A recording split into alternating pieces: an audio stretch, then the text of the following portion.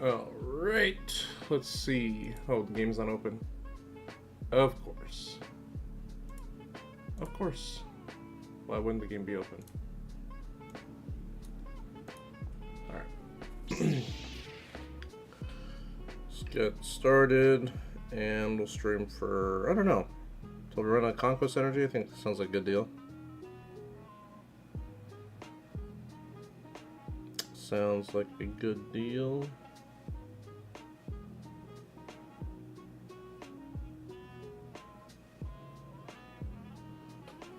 Alright, where the hell are we at? Game open yet? Alright, there we go. Oh, God, I forgot. I gotta get my energy.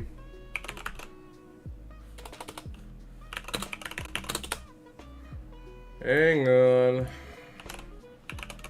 I hate doing the web store stuff. And I don't typically do it, but this time we have that Conquest thing going on, so I'm like, and I really should do it. I mean, honestly, at the end of the day, it is more currency, more stuff that we need. What the hell am I getting emails from Gavin Newsom? I do not want to be talking to you, sir. Oh, it's Newman, never mind. I don't know who Senator Newman is. Wait, I think I might. Which sector is he in? Never mind. Not relevant. Alright. We'll probably have to relaunch the game. Okay. So I hope everyone's Conquest is going well. Mine is, I would say I'm, like, actually on track for the first time in a long time. So, it's been a minute since I've been on track with Conquest. It really has. Is there water in here? Yeah, there's water in here. Cool.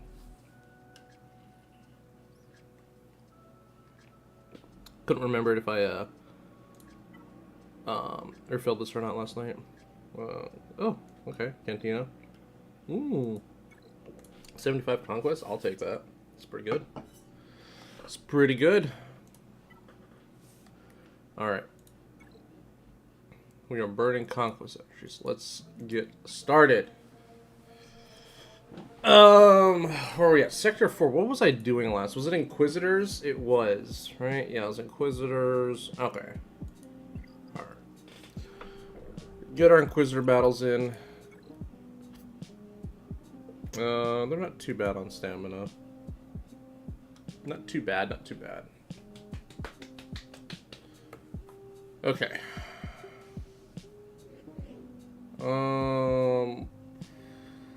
Probably want to hit Churret. Yeah. Anyways, guys, this is going to be more of a laid-back stream. If you have any questions about literally anything or just 5v5 in general, let me know, because I do have some stuff I've planned. I'm really excited for 5s. I just wish I had, like... So, like, the one thing that's bothering me the most on my roster right now is I have... Well, I'm going after Leia, obviously, and I'm trying to get her day 1. Well, not day 1, but start working towards her day 1. I don't know if I'll get her day 1, but probably not. because you do have to whale on energy. But my point is, I want to be ready. I want to start farming her the day she comes out.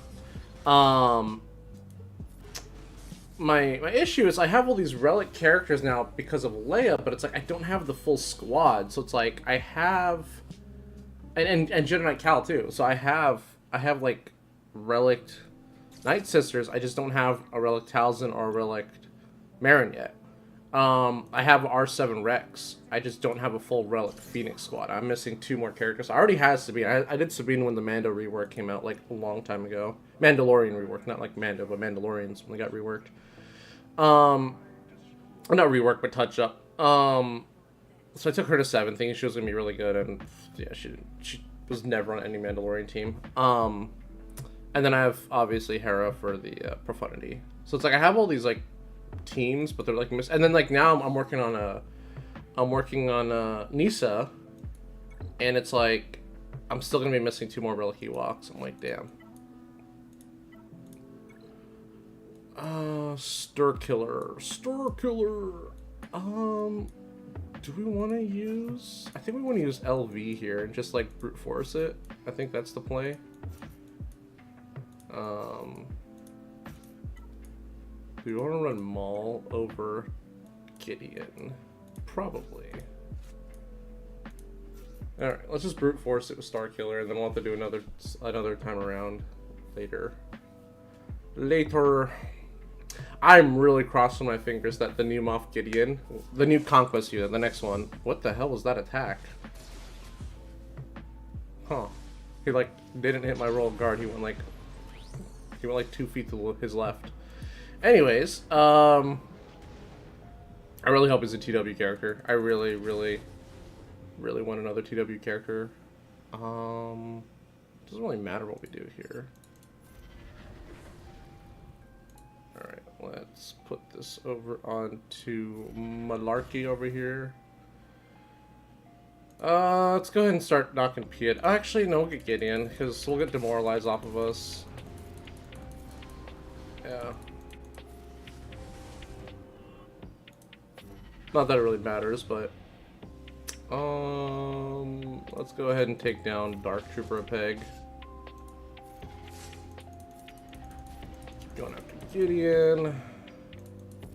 I hate my Conquest build this time. The data discs I've been getting are so awful. It's all just like the dots and the thermals, which I hate. I hate doing these discs so much.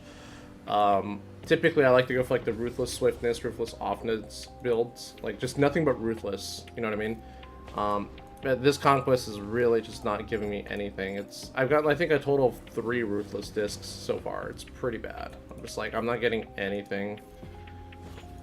Alright, come on.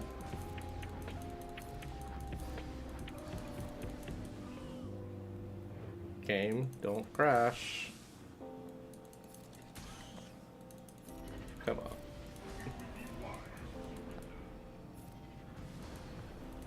The game is lagging hard. Let's see who else is streaming real quick. I'm just curious. Probably not a lot of people. It's early. I don't work on Wednesdays, unfortunately. I wish I worked every day for the week, or Monday through Friday, but only doing 3 days right now, which kind of sucks. All right.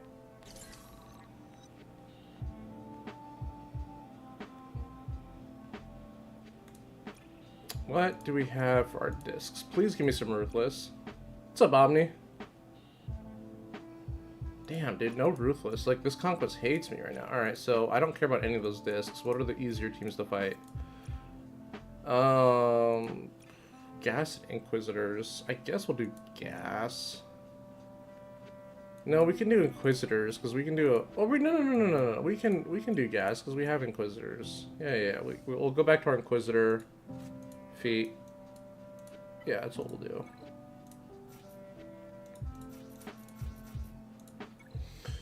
Oh, man.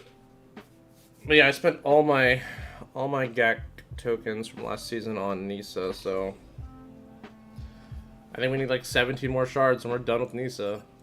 And I'm farming her gear right now. I'm hoping to take her to 7 and then straight to Relic. Which team to attack doesn't matter if you use Gar. That is 100% true. How come Gar hasn't shown up in the Ahsoka show yet? I thought he was gonna show up. I thought he was gonna like cruise in on the gauntlet and just like save the day and beat everybody. Alright, yeah, this one's a wrap. Please die. Oh, I should have armor shredded. That was a mistake. I should have armor shredded. I forgot. We need to get armor shreds too. That's fine. Whatever. Alright.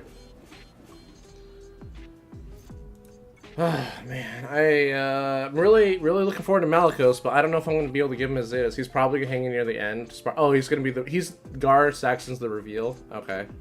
Look at this blindside and blindside. What the hell is this? Whatever, we'll just take this one. I don't care. I'm getting shafted, man. I mean, I have purples, but they're not the good ones. They are not. Well, I have one good one, but I don't have the right build for it, so I can't use it. I'll fight Anakin, and then oh god, I'll fight him twice. Freaking Conquest, man. Conquest.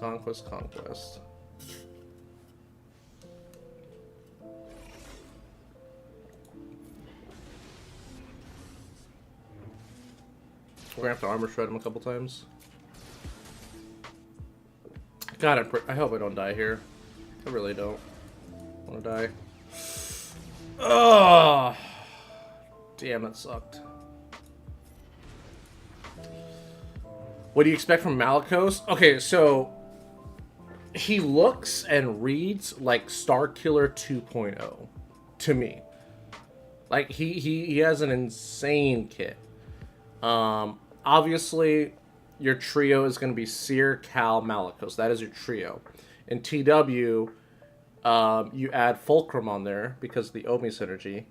And then you have a fifth. In GAC, I don't know who the other two are going to be. You might want to run double tanks, maybe. Double tanks might be cool. I personally want to run CLS. I think CLS would be incredible on there. For GAC, I want to 86 my CLS team completely. Gar. I want to 86 the CLS team. Like I want a new home for all 5 units. And I already kind of have an idea, but I think Malicos is going to be really. I think he's going to be really good. I think he looks good. I'm not going to give him any of his Omis because they're all GAC. But he looks like okay. Like here's the thing. So I have experience fighting a full like R7 Seer team before in TW. Okay, talking TW here with like I think it was what was the team? It was Seer, Cal, Fulcrum, Crew, and I want to say Scavry was the 5th. I took in JMK against it, and I thought I was gonna time out. Like my JMK cat against that team. It took like 4 minutes to kill him. And I'm like, for JMK, that's a long time. Okay? That's after already I yeeted Crew out with Cat. Like, 4 minutes is a long time. Like, I was really getting worried. I'm going to time out. Like, this team doesn't want to take damage. And they don't want to die. So, now that you have Malicos on there, and Malicos is going to be just... he's going to be such a pain. He really is. I think one of the things you're going to see a lot, you're going to see, I think you're going to see a lot of people start to pull. I don't think this is a good call either. I don't agree with this call, but I think you're going to see a lot of people pull Maul away from Lord Vader. Because, what's up, Dank Ideals? Because Malicos has an Omicron where, he assists anytime like a dark side unaligned force user uses like a special ability or something like that. So if Maul goes in and does his 5 hits, Malicos is going to assist every single time. Which sounds destructive, honestly. It really sounds destructive. But at the same time, I'm like, I don't know if pulling Maul away from LV is the right call. Maybe it is, maybe it isn't. I guess it depends on where you're at in the game, and everything is Datacron dependent. That's the thing that sucks. Everything is Datacron dependent, so Rex is pretty much raffle stomping everybody that's a GL right now. So it's like maybe pulling Maul from LV isn't the worst case. You know what I mean? Well, like I said, like if Rex is, if you're in a bracket where everyone's got Rex, Crex, whatever his name is, and the Phoenix are just running over your LV team anyways, like, you know what I mean? So it all depends. Do I want to try for another data disk?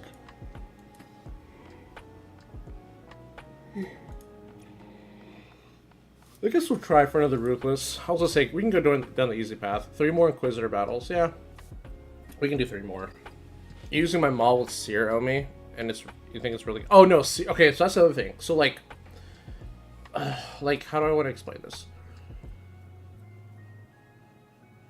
Like, you could run...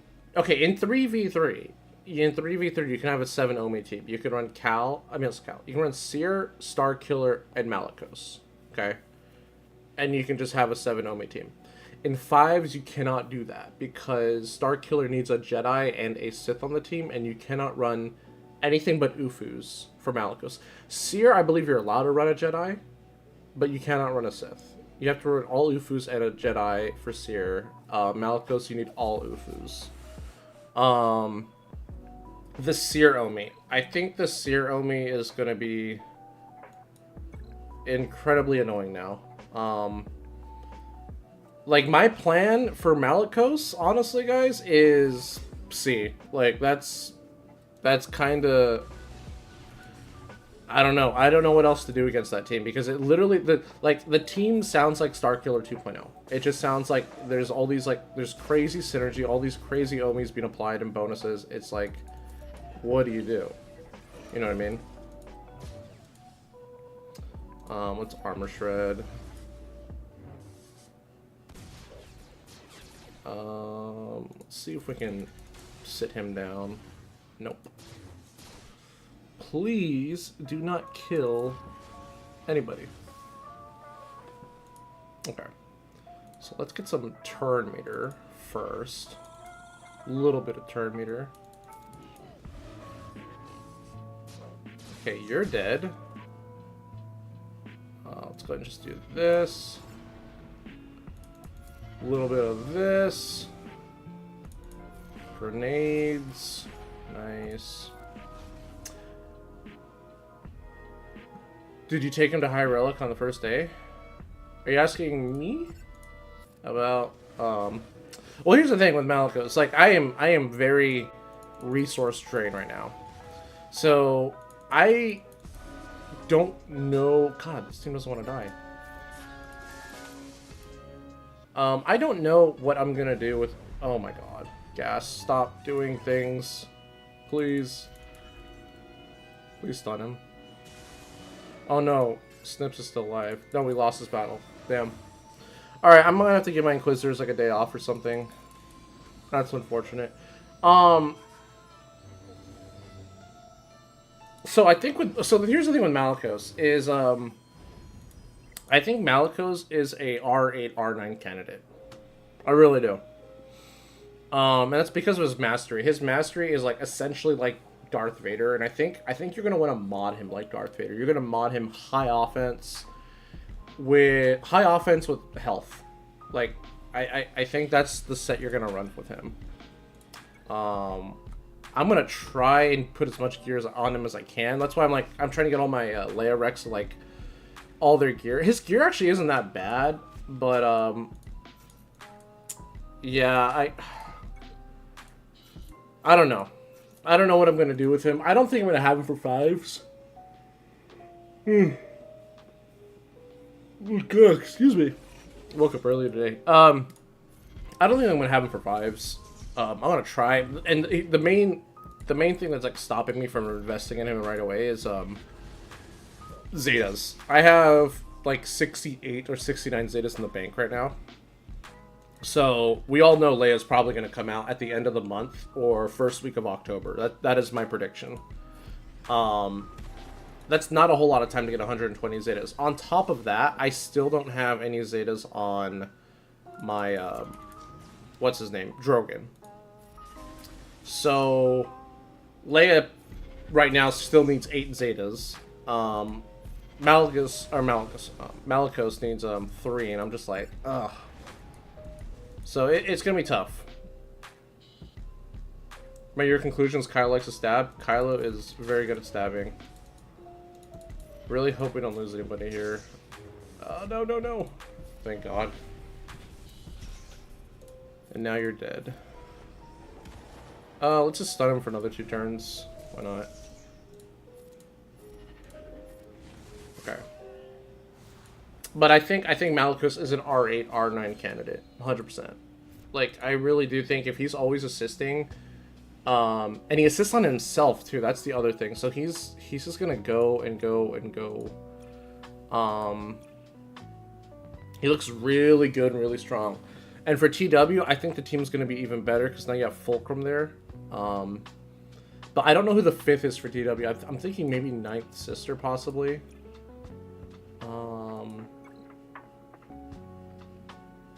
Do we just want to finish this with Kylo? Yeah, I'll just use Kylo for the rest of it.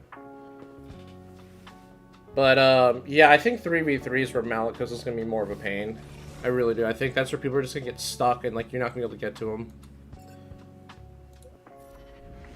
Get your first Ray Shark today? Oh, very nice. Glad you're not skipping out on Ray, because a lot of people skip out on Ray, and she's been dubbed the Queen of Defense for a reason, guys. She's kind of nuts. Any character that ever comes out in this game, guess what? Fits under Ray, for whatever reason. She's her first GL? Oh, good call, man. Good call. Props to you. A lot of people, like I said, a lot of people, like, they just hate the sequel trilogy so much. I mean, I don't enjoy the sequel trilogy. I like The Force Awakens, but that's about it. But a lot of people have so much hate and resent for those movies that they just completely skip out on her. I'm like, that's just the dumbest thing ever. Like, I know one streamer, I would say he's, like, considered endgame. He's pretty up there, but he refuses to farm Ray, and I'm just like, dude. Finally, some Ruthless. Thank God. You like all the trilogies? Yeah, that's good. What do we want to use here? How's my Malgus looking? Oh, we're well rested. We're well rested, baby. All right. But yeah, no. Oh, man, I'm just like Zeta poor right now. Like gear isn't that much of an issue because I feel like I'm getting gear at a very steady pace right now, thanks to the raid. But like the Zeta part, I'm like, damn, dude, I'm missing I need like 12 Zetas worth of Zeta mats right now. It's kind of bad. I'm just like, I don't know what to do there. I mean, you get Zetas over time, and I'm hoping once Leia comes out, like, things are going to cool off for a little bit. Like, they're not going to be pumping out marquees, like, left and right. Gideon is probably going to have 2 Zetas as well, being a Conquest character. However, you know, my favorite character in the game, Sign of Django, he only had 1 Zeta. And he's the exception, I guess. He's like the budget character of Conquest units. Do you think Malicos is worth picking up the 40 shards Conquest pack when Conquest ends? I can't hit red or gold crate. So here's the thing. Easy way to answer that question. Easy way. You need Seer and you need Cal. If you don't have those 2, you really don't have a whole lot of uses for Malicos. If you don't have a Relic Seer, Relic Cal, I would say don't worry about him. Don't worry about him right now. I know a lot of people are saying he's gonna go under Lord Vader. I'm like, it doesn't matter right now. Like, anything that counters Lord Vader right now is gonna counter him with Malicos. However, Malicos has one very interesting Omicron that I think you're going to see a lot. I think it's the first one people are going to apply because it's universal. That's what makes it so interesting. He has an Omi that there's like a sentence at the top, and then there's like 2-3 paragraphs. I don't care about the 2-3 paragraphs. It's the first sentence at the top. It's, if Malicos is on the team, your opponents cannot revive. And that goes across everything. There's no conditions, there's no like you need a full team of Ufus, or there's none of that. It's just, if Malicos is on your team, your opponent does not get to revive. And that effect persists through Malicos' death, which means, let's say I'm fighting a Malicos team right now, okay? Like, let's say someone set Lord Vader with Malicos on the team, and I kill Malicos. I still can't revive because Malicos is on the team at the start of the battle. So the only way you get around that Omi is you kill Malicos and win, kill the whole team, or you kill Malicos, timeout, or you lose, whatever, and that effect will go away once the battle restarts. Does that ruin Night Sisters in one go? Yes and no. Night Sisters have revive mechanics where they cannot be prevented, but not the whole team. Django's also the Bomb and Barrel Conquest. Bazinga, he is ridiculously good. I would say it's more of a skill issue. And I'm not afraid to say that anymore to people, but I do think Django is a skill issue. I really do. He is such a budget-friendly character, and nobody really knows how to use him properly. He's a weird unit, though. He's a very strange unit because you don't want him fast. He's a very slow character, so that already works out. And then you have to know when to use the certain buttons. Like, you have no cooldowns. I feel like people just spam specials, and they, like, you know what I mean? Like, there's definitely a skill issue, I think, with Django. Sector 4. Boss. What's up, Dr. Buck? Yeah, no, I'm trying to stay on pace with this Conquest, man. I want him, but I have no need for him, really. Django? Yeah, no, he's mainly used for two things. A super bounty hunter team, or use him with Bam, IG, and Quill. Pretty good. I wonder if you guys can hear that construction. Yeah, you guys can. They've been installing fiber optics in my neighborhood for the last, like, month and a half.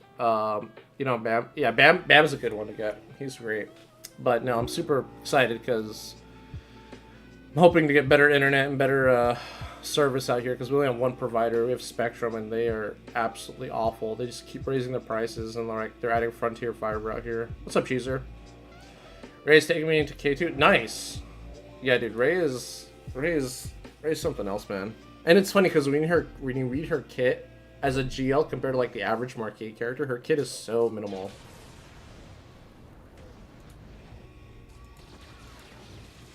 Oh crap, Empire. I don't know if this works. It should. It should. Alright, we want to get Vader out of here before he starts slapping people. Alright. Yeah, we'll just win through fear.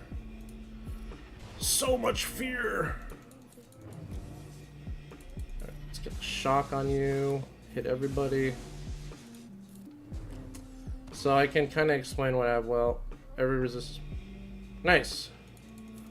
Well, yeah, if you're getting Ray, your resistance should be relic. If you don't have Zori, get Zori for sure. Zori is... I don't have Zori relic. Yeah, I really should, but I kind of skipped out on her. I was being a little stingy about Zori. Come on. Die, you bastard.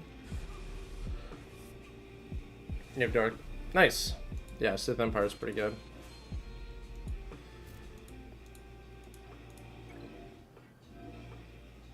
Alright. Let's get our Ruthless, and then we'll swap this one out for... We're starting to get the build I want. I think we can get rid of War of Attrition now. I'm kind of done with War of Attrition. Yeah, I want Dark Loyalty. And then I think we can get rid of a Thermal, and then we're going to leave one spot open for hopefully one more Ruthless that we can get. Yeah, because I've only gotten 4. It's crazy. 2 offense, 2 TM. At least it's evened out. 2.8, nice. Yeah, Ray is very difficult to deal with at that GP, 100%. Oh, it takes time, man. This game is a marathon, not a sprint, trust me. I've been playing this game for almost 8 years. It's crazy. 1, 2, 3, 4, 5, 6. Alright, 6 more battles. Do we want to keep running? Yeah, they're 80%. We should be okay.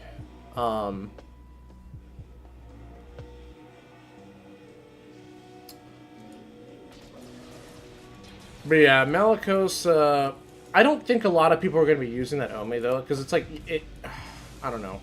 Like I said, it's cool because it's universal, right? Like, you put him on any team, and it's like, he just, you know, You prevent revive. God damn it. Prevent revives, but I have to redo this fight later. Why are people not dying? Let's fear you. Okay, never mind. We resisted it. Alright. I guess thermals are kind of cool.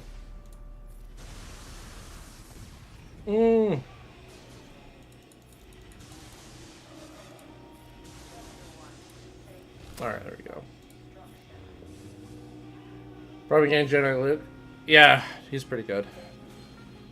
Malchazine was a strong character. Yeah, he's a good combo piece. He's a good like extender character for certain teams, but I don't think for newer players, I don't think you need to go after him right away.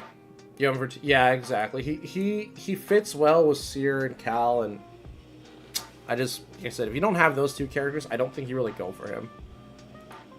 Let's see. Yeah, we'll just go the easy route. Thrawn. Can we beat this with Thrawn? Beat Thrawn with this, I meant. Should be fine. 70% should be okay. Just gotta get my Malgus wins.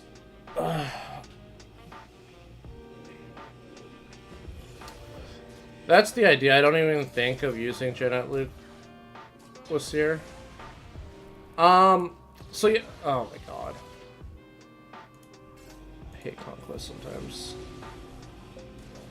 And by sometimes, I mean like usually all the time. Somehow I think I'll still win though, even though I'm not doing anything.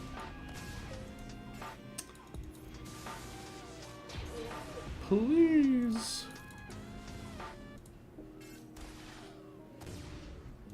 Just die.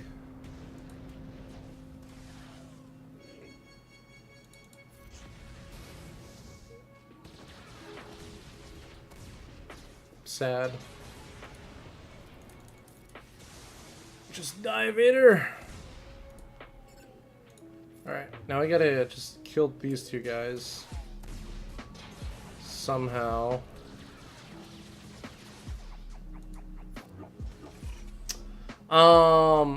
So the thing is with Jedi Knight Luke with Seer, like Seer would be cool. Well, so okay, so it would be cool, but the problem is then you can't run Malicos. Because Malicos specifically says like you need all unaligned Force users on the team. Wait, was there 2 Piets?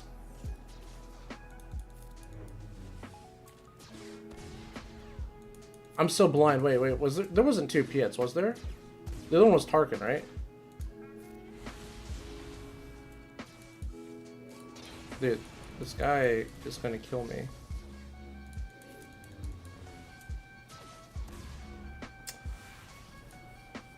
I'll have to check that again. I think I just might have been. I got them mixed up. There's no way there's 2 Piets. That's probably Tarkin, right?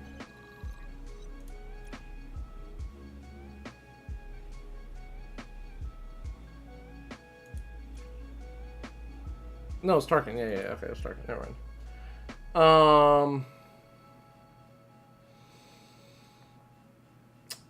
Let's just start using CLS. Get our evasion down, feet. Han. Yeah, this is the team I want to get rid of. I want to get rid of this team completely. All it's good for is killing gas and sometimes Afra.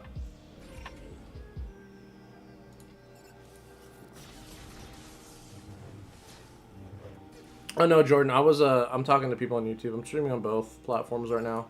You're good.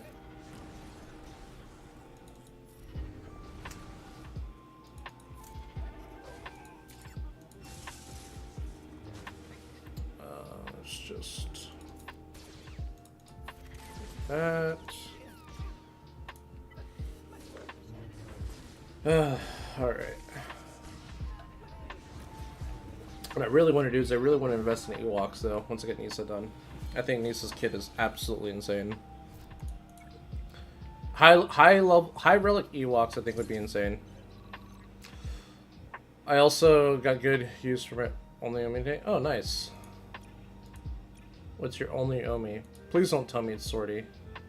Omi Fin? Oh, nice, dude. That one's so much fun. You just push buttons and you win. That one's a lot of fun.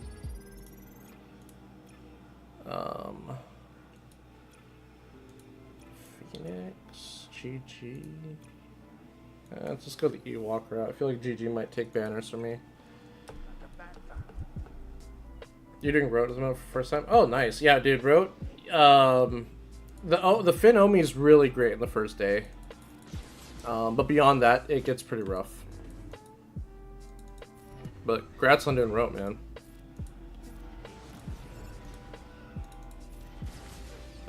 I just can't wait for Jedi Knight Cal to come back. So we'll start doing those special missions.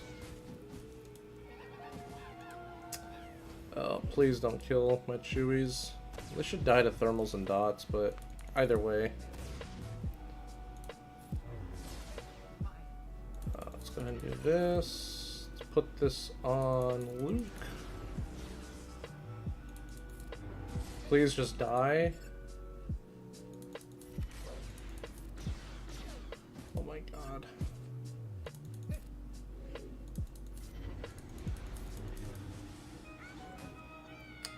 Okay.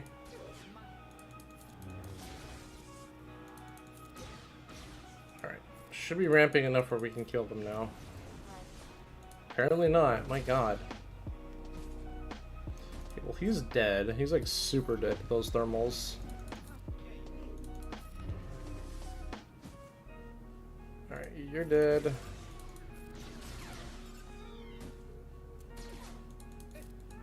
What's that, Paplu over there? It's hanging tough? Yeah. There we go. You're looking Wampa right now and wondering where to stop. I have no other relic characters than an R3 Vader. R5 is good, R7, alright. So, I only took Wampa to R3 or R4 for the JML event, or JML, Jedi Luke event. The thing with Wampa is you give Wampa the Omicron, and it's pretty much a one-man team for a lot of situations. I personally would say 5 minimum, but I think really your goal should be 7. I think you go to 7 and stop there. Because here's the thing with Wampa. I don't have the Omicron. I never did it, because I knew eventually, like, where I'm at in the game, I'm gonna start fighting people where, like, the entire board is, like, Wampa proof. Like, there's no teams I can throw Wampa at. Like, Wampa would just be a cleanup, and most of the times, I don't plan to clean up, because if you clean up, it usually just means you lost the GAC. But early, if you have an early account or you're early in the game, Wampa is incredible, and you'll get a lot of use out of him. That's the thing. If you're a newer player, I would advocate doing Wampa, because you'll get a lot of use out of him. But I'm telling you, the longer you play the game, the more you play the game, your use with Wampa will diminish. There's a lot of people I know that have done Wampa, and they don't even use him anymore. He's like benched all the time. But that's just because they're like endgame players. But yeah, if you're early, can Wampa defend? No. No.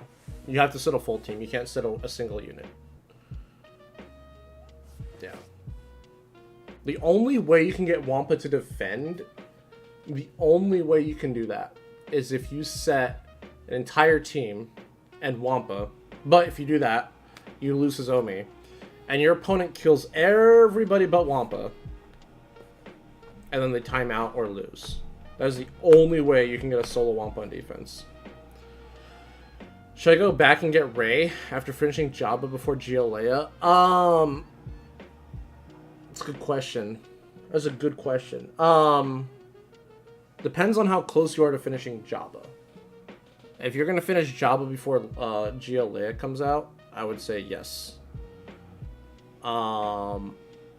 It really depends, because the thing with Leia is we don't know the value of her character yet. We don't know how good. It's not really a question of how good she's going to be. I'm sure she's going to be great. She's a galactic legend. But the thing with Leia is she's going to be a raid unit. Okay, we don't know anything about the raid. We don't know how many teams are going to be allowed in. But she's going to be a raid unit, presumably probably one of the better ones, because just like Jabba's GL in the raid. The other thing too is Endor Escalation, the the Ewok event that comes around like twice a month, where you get like a couple Zetas and you get like Wicket Shards. They're adding another tier to that specifically for GL Leia. Okay, so like Jabba has the Smuggler's Run 2, where you get what's it called? You get mod attenuators. I would wait to see what they do with that event. If they just do attenuators again, I would say, yeah, go for Rey. Because here's the thing.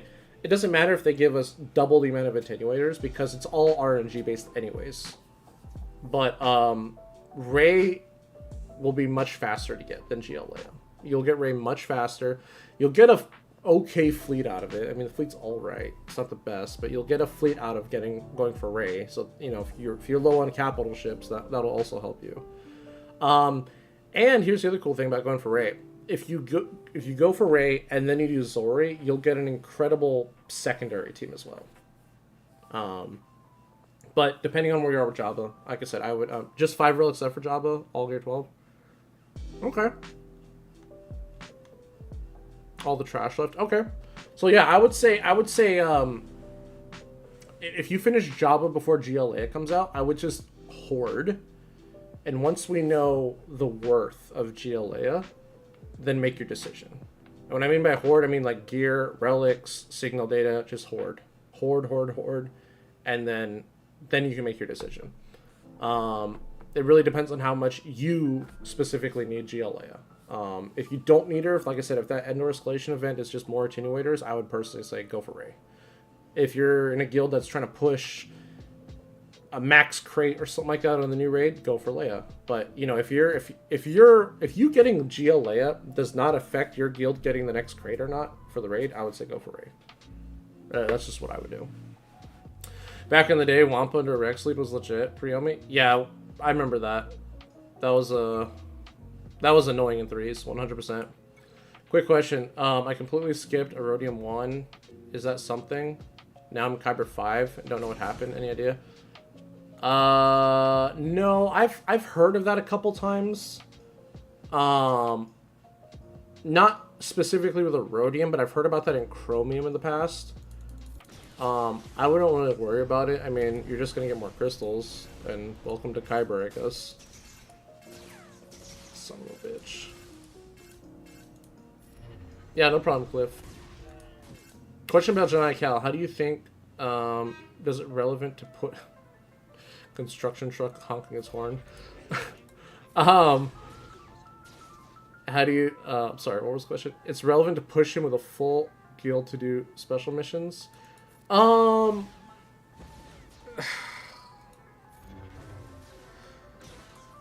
that's the thing. The special missions they gave us at Jedi Knight Cal just, in my opinion, suck. I really think they suck. I just want to say, who gives a crap? Who cares? I don't think they're great. But that's just because I'm in a very high-end guild, and we're at the point where I don't say we're lazy, but it's like the number one source of gear is the raid. Literally, the raid. If you're doing well in the raid, nothing else matters. But the thing with Jedi Knight Cal is Jedi Knight Cal is an incredibly strong character. I think you want him mainly for your guild to have new TW counters or TW defenses. Because going back to talking about Rey, I've seen people just put Jedi Knight Cal with Rey, and it's like, it's the worst. Because, you can put any unit with Rey. Doesn't matter if they're light or dark. I mean, preferably light, but Raid is paramount. Raid is more important than GAC. Oh, dude, yeah, 100%. 100%. You really should be... And if you're in a position where you're trying to play catch-up right now with the current raid, I would say stop playing catch-up and start working on the characters for the next raid. I really would. GAC and TW are hobbies and stuff in the game. I don't know. I think TW is kind of important, man. I think TW is kind of important because the thing is, a lot of people say, what about TW? But if you look at TW over a long period of time, that is a lot of reroll currency. That is a lot of droid brains. That is a lot of Zetas. That is a lot of just over time. That TW is, everything's over a long period of time in this game, but I think TW is, in my opinion, the most important game mode. Because the thing is with TW, it's not like a light switch. It's not like, oh, we'll win here, we'll lose here. It's like, you don't want it to be like that. You want to win, like, 8 or 9 out of 10 times. Like, once your guild is dialed in, you don't have to worry about it ever again. You just have to keep repeating the same thing. Obviously, you're not going to, go on a win streak forever unless you sandbag like crazy. And if you're sandbagging, you're just hurting your guild. I really don't know why people do that. You're hurting your guild. Your guild's not getting any better. And then here's the problem with sandbagging. Eventually, sandbagging will catch up with your guild. And what I mean by that is, if you sandbag where you have like 2 or 3 members not join, or 5 members not join, or 10 members not join, Jesus God, now you're talking about 10 people not joining to get rewards. Eventually, it's going to get worse, because what happens is everyone's rosters are growing every single day. You know what I mean? So, I mean, like, if you want to stay under a certain threshold, you're going to, at one point, you're just going to have to start kicking people from your guild. And then your guild is going to be stagnant at, like, the same GP level forever, because you're too afraid to go up, because if you go up, you're going to lose. And if you go up, your guild's not ready. That's what I'm saying. TW is super important. It's really good. It's really important to find a guild. They don't have to be, like, on a crazy win streak. They have to be a good TW guild, in my opinion, is a guild that is putting in effort. I don't care if they win or lose all the time. It's all about making progress. Winning all the time from sandbagging, I don't think anybody learns anything. If you sandbag, you're like punching down. It doesn't feel good. All it does is it helps the top 10% of rosters in that specific guild. Like that guild is basically taking advantage of the bottom half. It brings everything together and gives officers hope. Same set of player involvement. Yeah, that's the thing. If you want to have everyone join, because that's the thing, is you want to grow as a guild, and you win as a team or lose as a team. I would not ever ask or tell people to sit out in TW. If I was running a guild and people were saying, "Oh, I'm not going to join up," I would ask them to leave the guild, find a replacement, and then I'll invite them back in after TW's over.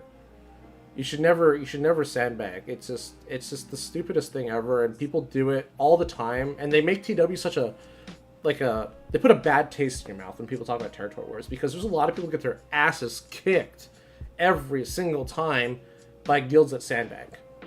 Because those guilds that sandbag, they know if they were to go up a little bit, they wouldn't stand a chance.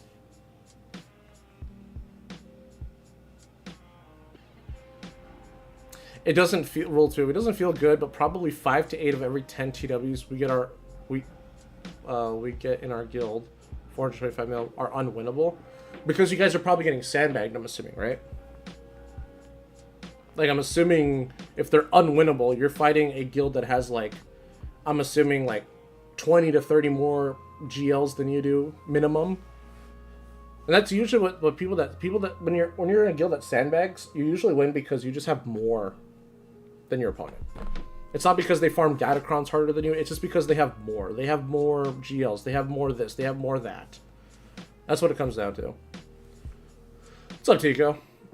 So they should shake up the TW map? I really do think mostly, yeah. And that's the thing, is the guilds that sandbag aren't just hurting their guild, they're hurting the TW community as a whole, because it's like people will give up on TW because they're like, there's no point, because we keep fighting people that have way more than us, and those people shouldn't be in your bracket. Those people should be up, at their level, but their guilds are being pussies about everything, and they don't want to fight people at their own level. They'd rather just take the easy way out. Yeah, no, I agree, Buck. At the sub 500 level, that is where it's at its worst. That's where it's at its worst. And I think the only way I think you beat sandbagging is you just you just have to beat them. Like, you really just have to beat them. And the thing is, I think if you can, and I'm talking about a long process. I'm talking like probably a year's worth of just prepping. But like, it sucks because some people can't take it for a year and learn counters, or just really be hyper TW focused, you know, because a lot of people do care about GAC, and I'm like, you know what, do whatever makes you happy in this game. But if your guild's trying to be serious in TW, you really need to just like accept that you're gonna get your asses kicked for a while. But if you focus on it, and once the guild gets dialed in, I'm telling you, TW is the best. It is so much fun. A 5v5 prep is a weenie strategy? Yeah, 100% Tico. 5v5 prep's easy. Just lose the first week and get easier opponent. You know what's funny? That is a valid strategy, Tom, because you know what's going to happen is the people that are going to go 3-0 the first week are probably going to go 1-2 or 0-3 their last week. So you're just swapping roles. That's all it is. Usually more than that. We're usually fighting up an entire sector of GLs. Tons of relic levels, Omicrons, Datacrons. We made the decision to push funny teams because unwinnable matchup and accept second place. So, like, there's nothing wrong with that, right? There's nothing wrong with that. If you're in a guild where everyone's fine, there's nothing wrong with that. It's just, like how do I explain it? So, like, let me go .gg real quick. Let me give you a visual. Let me give you guys an idea. And this is kind of it's not really a bad idea, but I'm going to show you guys my roster for like a couple seconds because I want to show you guys something.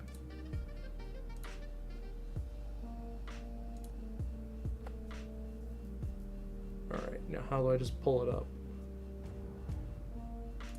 There we go. Okay. Hang on. Damn it. What did I do?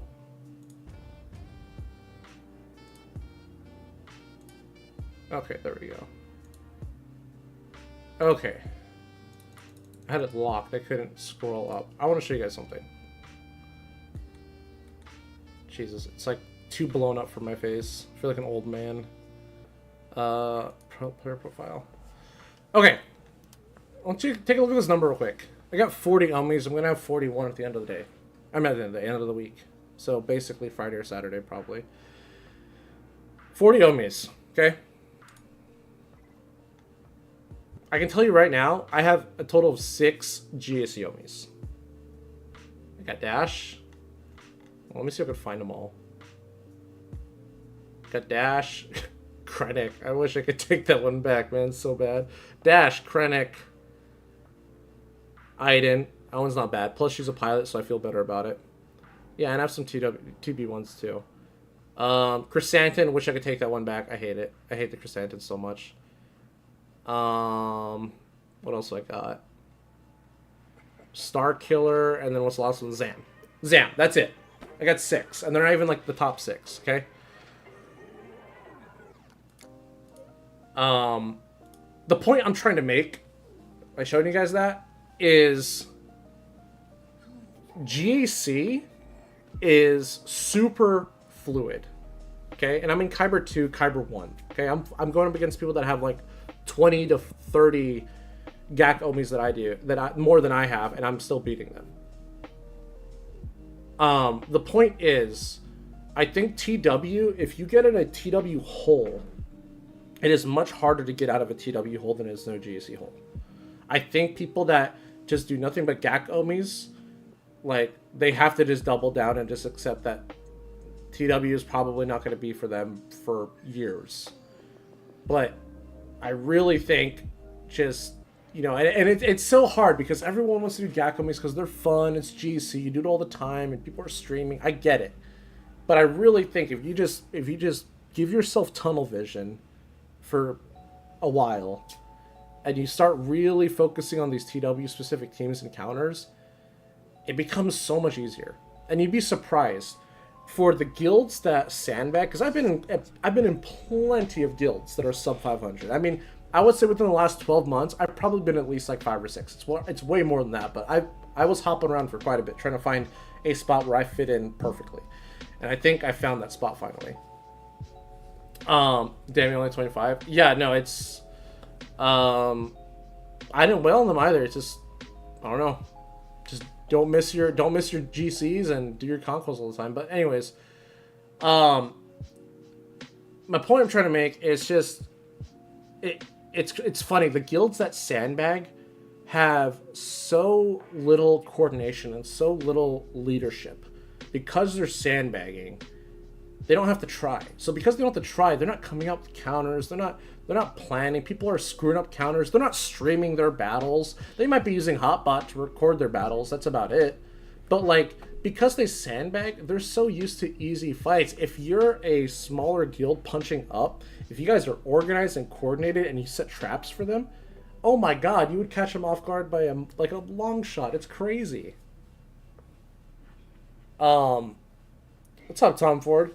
Bigger guilds who purposely sandbagging force smaller guilds to match up against gauntlet guilds. We fought Maw 1 and VG in the same cycle. I'm like,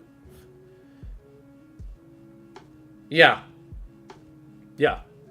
So you fought me probably recently. I'm in VG. Yeah, and it's stupid. It's like I said, they're just a bunch of, those guilds are, in my opinion, a bunch of pussies, and they don't want to fight at the level because they know they're gonna get their shit kicked in. They know it. And the thing is, TW is people think like gauntlet guilds, like when guilds fight gauntlet guilds, that is completely different. That is completely different planning, all hands on deck. I was in probably my voice chat for like 9.5 hours running counters. Last TW, like that's how intense it gets. But when it's a gauntlet guild fighting someone that's not in it, it never should be like, it's never that intense. And the guilds that sandbag, like I said, like I don't think they have the capacity to plan like that. But I think, and that's something I kind of want to do. I've always wanted to like do some kind of a Patreon or something like that and just be like a TW coach for guilds, like without giving counters away, obviously, but like, because I hate guilds at sandbag. I really do. It's really dumb.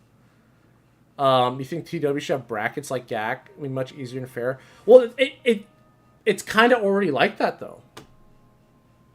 We kind of already have brackets. It's just, it's not as like prevalent as GAC, where it says like you're specifically in K2 or K3. Like we already have brackets for TW. The problem is because you have 50 players, you know, like you can take up 50 players with medium accounts and 50 players with large accounts, and they could have like almost similar GP.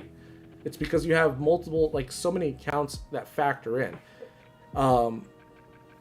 And that's the issues, because you're so manipulative with the matchmaking. So like you can take a guild that's like 500 GP versus a guild that's 400 GP. The 500 guild GP, 500 million GP guild can drop like, I don't know, 5 or 6 players, and all of a sudden they're at that 400 range. But the game doesn't know that. The game doesn't know that because, I mean, it knows how many people are signing up, but it doesn't, like, I feel like if you sandbag, like, it should be your guild.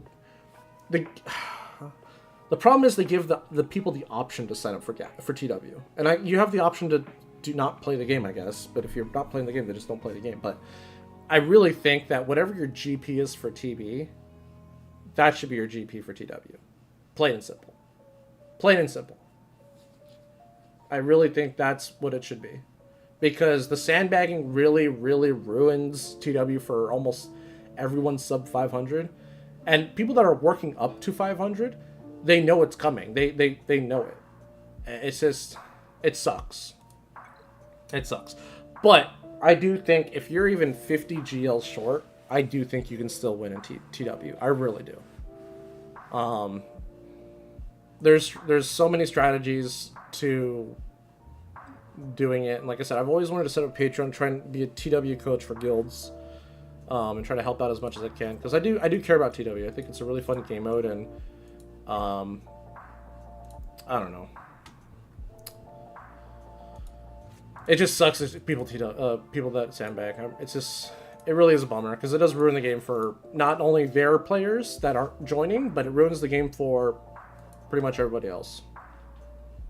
Should be 8 guilds. Oh, I see what you're saying. Like, okay, well, that's actually not a bad idea. That'd actually be kind of cool. But I don't know how that would change, though. I don't think that would change things. I think all that would do would make the guilds that are currently winning, you would just give them more rewards. But a ladder is a ladder. If TW set up like GAC, sandbag would be a negative. I mean, Yeah.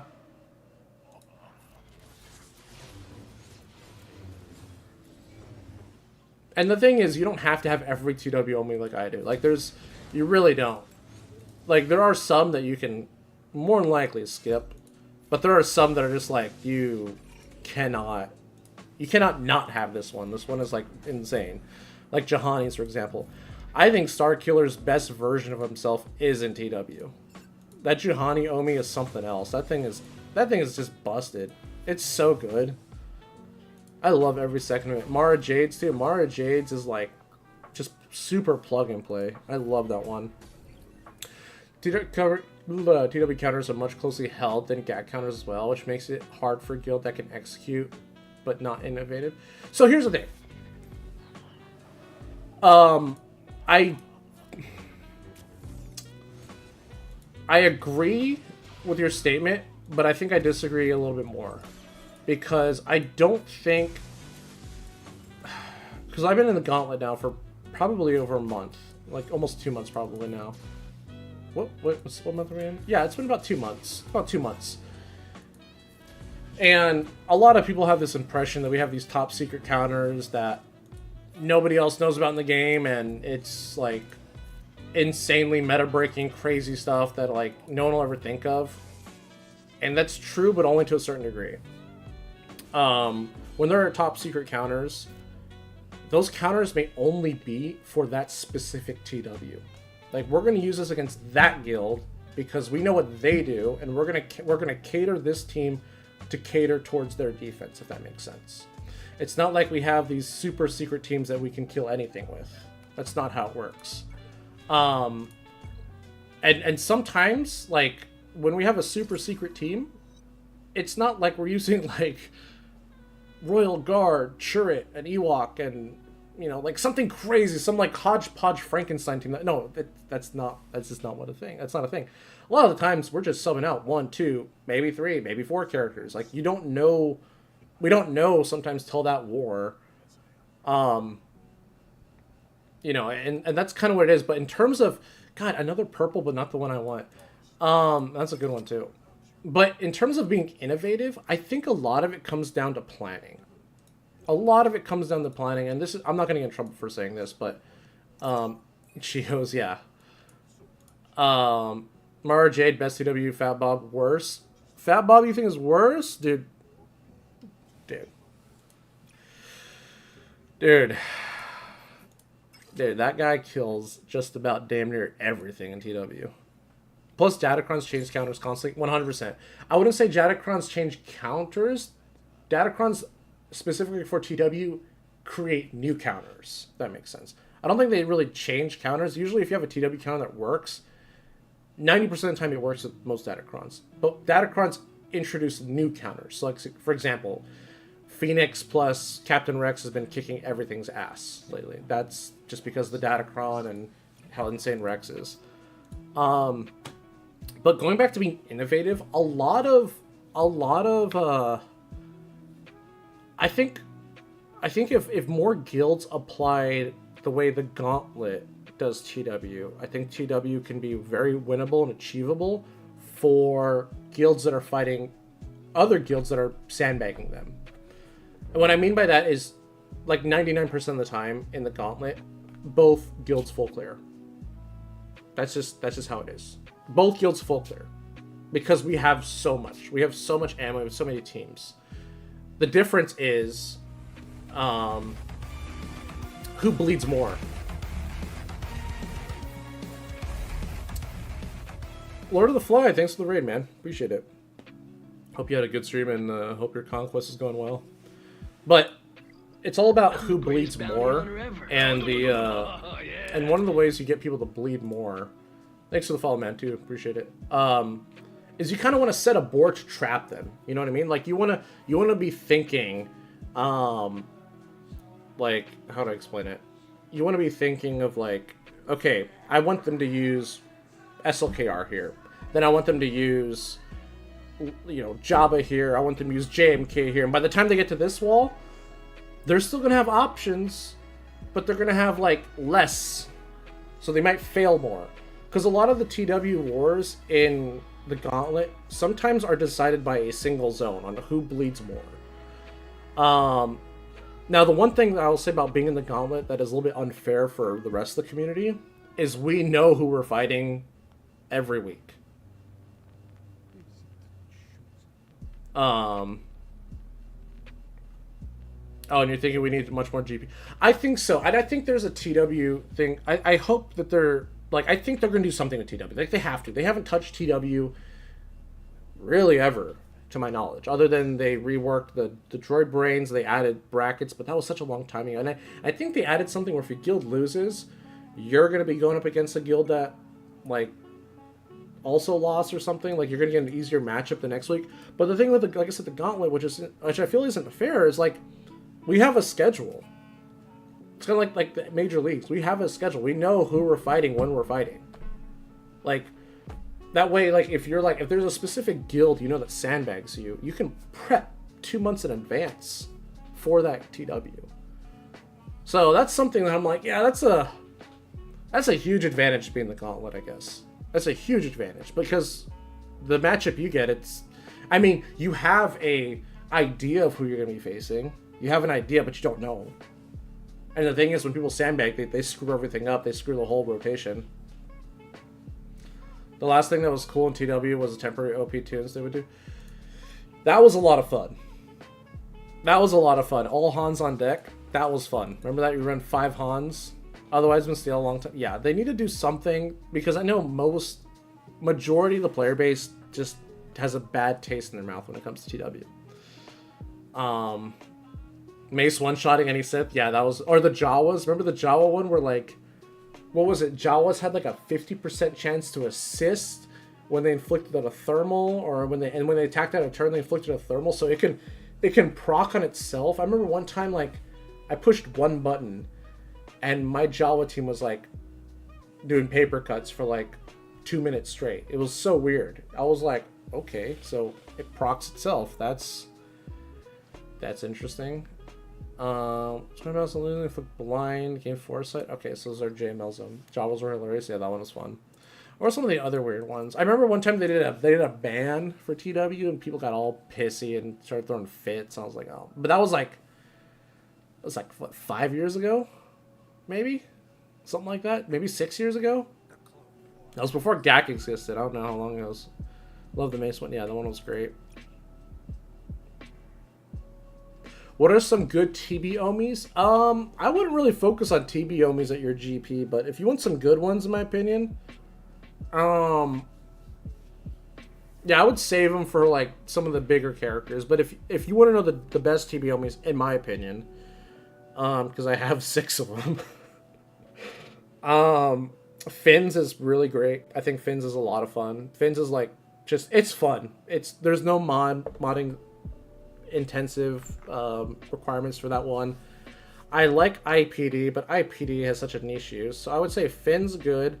Omega's is actually really good too. If you have a full Bad Batch team, Omega's is pretty solid. That one's a lot of fun. What else? Kyle Katarn's it's okay. It's okay. I don't have Rolos yet. I really wish I did. I don't have Karth. I think he might be one of the worst ones. Gamguard is good only for Jabba though, and it does help on the later phases. Like, trust me, like your team starts taking a beating at those R8, R9 phases. But at least it was fun. Yeah, it was fun. Omni. What else? What are the other good ones? Cassian's is kind of weird. I'm not a fan of his because Adred, once he uses Hope, it's done. He doesn't get it back. Let's see. What do we have to use? Oh yeah, JML. We'll probably run some Ezra on here to get our Phoenix kills. Or should we run Cal? We should probably run Cal, actually. We have Rex now. We can get our Phoenix kills much easier. What is it we have to do? We have to inflict blind, get kills with... Oh, wait, the Foresight. Okay, so yeah, 100%. Not a fan of TBOs. Maybe when you get into RA R9 sectors, worry about the battles I see, but now I dedicate everything still can to get waves done. Yeah, so my experience is TB Omes You don't need them really, but once you get into like, yeah, the waves 5 and 8 or 5 and 6, like that's kind of where like you need everything you can get. But combat missions don't really matter because it's all deployment based, which is kind of stupid. But some of them are pilots, so I don't know if that counts for anything. But yeah, a lot of the TBOMs are on pilots, so that's, I guess, something. You won't get Bad Batch for a while. Maybe you get stuff for R8. Yeah. Yeah, Bad Batch are pretty fun. Right now we're just able to flute our... Yeah. Yeah, that's where a lot of guilds are at right now. Yeah, this TB is pretty boring. Alright, let's start getting our kills with Kestis over here. Femur R8 Biston? Dude, hey. Yeah, that's the thing. Your guild may have made you do an R8 Biston, but you know what? You have an R8 pilot, so... I still think you got the dub out of that one. The ones that I think are really unfortunate are like the R8 Ewok Scout, because Ewok Scout is terrible. Love him? I'm sure. I mean, that Mon Mothma, well, not Mon Mothma, but like, hell, you put him on a Saul team with the Omi on, what's his name? Drogon? That team's gonna be going like 1,000,000 miles an hour. Oh, I bet. Yeah, I bet it does work in Conquest. First R8 will be Darth Vader, RDV or Boba for Executor. Oh, 100%. 100%, man. You need to get Executor. Executor is incredible. When you get Executor, the game changes for you. 100%. Profundity is not bad. I mean, I like Profundity, but the Profundity is no Executor. And Leviathan is, well... I don't know. Leviathan's good, but... it's supposed to be getting changed soon because it's getting beaten by a lot of things. Like I think Profundity beats it with no reinforcements for like full manners. You think you can find them in yeah, you kind of need Executor now. Your best fleet is Radis, gotcha.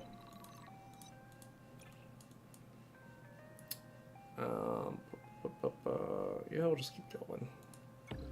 Hope for one more Ruthless Kron, that'd be nice.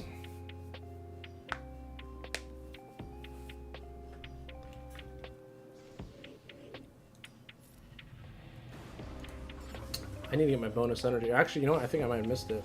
No, I didn't miss it. I didn't miss it.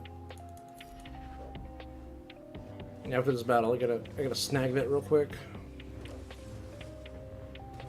As long as I don't die, Jesus. Alright, split the Foresight. Let's just put this on Cal. Let's get a bounty hunter team. Yeah, bounty hunters are super important early on in the game. I wish CG would come out more bounty hunter characters. My god. I feel like it's been forever since we've got any bounty hunter characters. I don't count Boosh or Chrysanthemum or Jabba as bounty hunters, by the way. I just don't. I'm like, those guys are purely Hut Cartel. I'll never see them in a bounty hunter squad ever. How many refreshes do you have? 5? Assuming plus involved? I only buy the $10 pass. That's about the only thing I'll spend on in this game. Yeah, I'm trying to be as free-to-play friendly as I can. I buy the $10 pass for Conquest, and that's pretty much it. How many refreshes I do? The first day I did the 50s, and then the 100s. Yesterday I did the 50s, and I want to say the 200s. But there's a free pack in the store, the web store right now, if you're not aware of it. Every day while Conquest is going on, you can open up a pack, and it has free Conquest energy. I believe you can get anywhere from 15 to 100, or 25 to 100, I think is what the difference is. So that's kind of cool. I wish they did that with every Conquest. That'd be really cool, because I mean that's basically an extra refresh every day for free, or potentially an extra refresh. Fennec, yeah, Fennec was, yeah, kinda.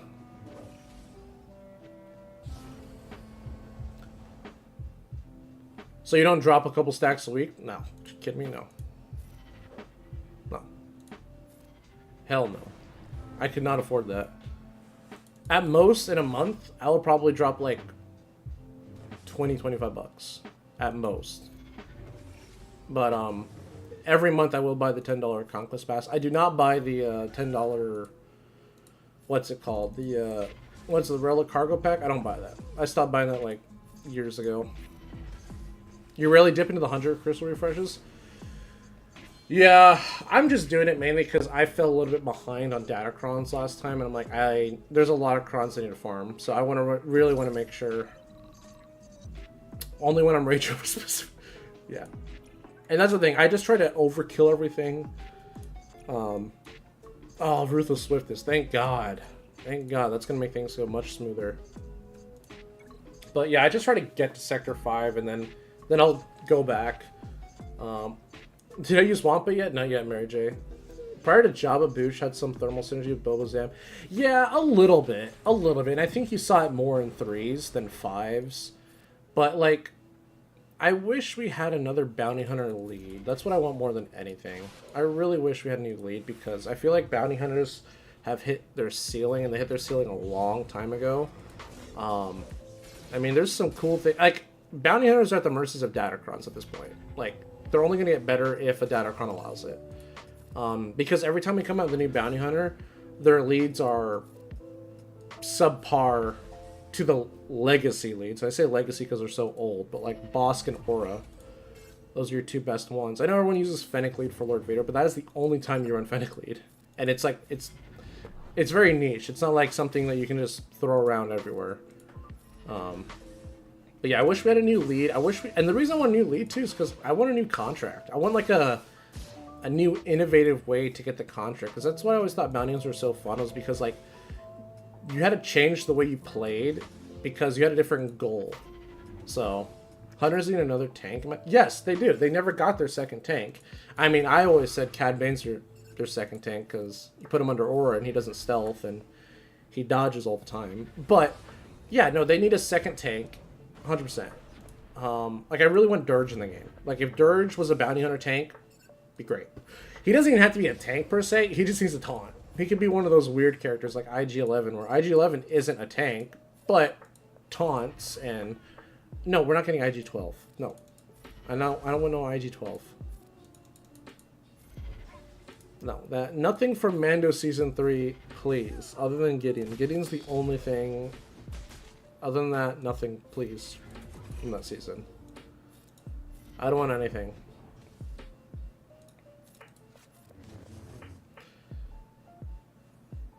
Then we have 3 IG droids. We already have 3 IG droids. We have 86. Well, we have 4, technically.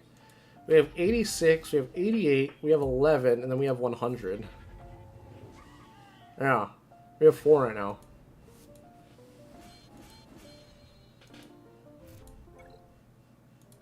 Cool. I wouldn't mind Axe Wolves or Costa Reeves. Yeah, Mandalorians need help. They need help desperately. They suck without Maul. Like, you take Maul away from them, they don't do anything. Because Bo-Katan is just ass. She's so bad in this game, man. All she's good for is her unique. Everything else is awful. Well, we got our 4 set already. How do I drop these people? Need 12 for the 5-man droid squad? No, we don't need 12.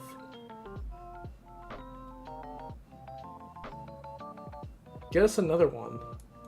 Not the IG-12. Blind. I guess we'll keep doing this. I guess we'll keep doing this and just running Cal. Get our Cal kills. Who would you choose as your legacy character of the year if you choose? Legacy character of the year would be... good question. I remember I filled out the survey. I don't remember what I put. I think I said Dirge. I think I said Dirge. I really want Dirge. Granted, we haven't had a light side legacy character yet, so there's a good chance this year it's probably going to be light side. Well, actually, it's not a good chance. It's a 50-50 chance, you know? Bo-Katan, you mean Karen? Because she's already... Yeah. Yeah, she, yeah. Dirge would be super cool, but I'm biased for bounty hunters. But we haven't got a light side legacy character yet, so I don't know. Really don't know. IG says no, protects the squad. No, he doesn't. So he's gonna lose your banners. Great, great, MJ. Great kit. Yeah, just throw away our banners. Kind of sounds like Embo almost, huh? You know how much I love Embo. I don't. He literally throws his hat at you and says, also, here's a banner. Take it. I think Abeloth will be funny. Abeloth would be OP as hell.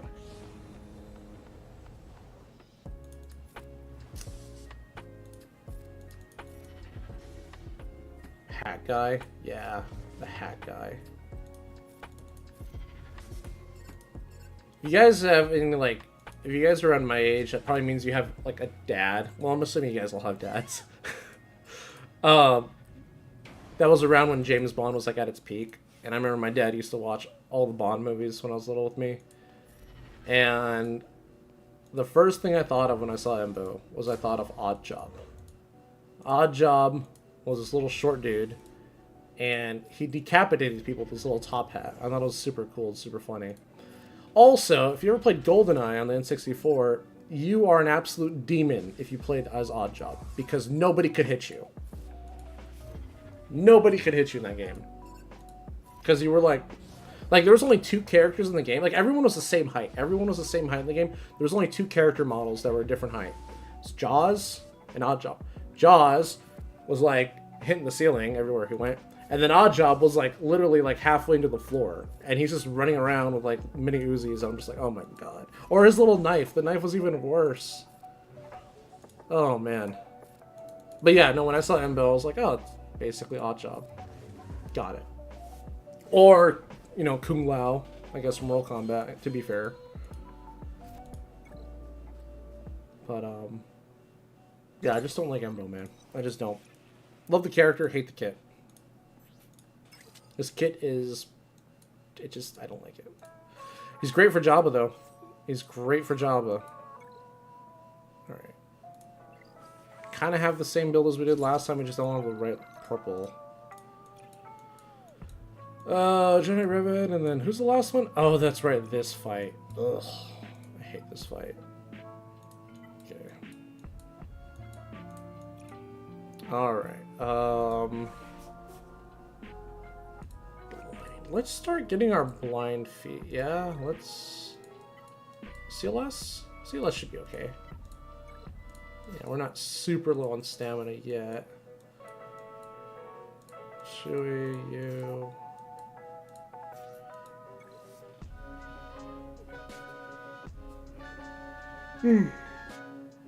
Abeloth is a fun boss. I don't think most people even know who Abeloth is. But yeah, that'd be crazy if we got her as like a raid boss.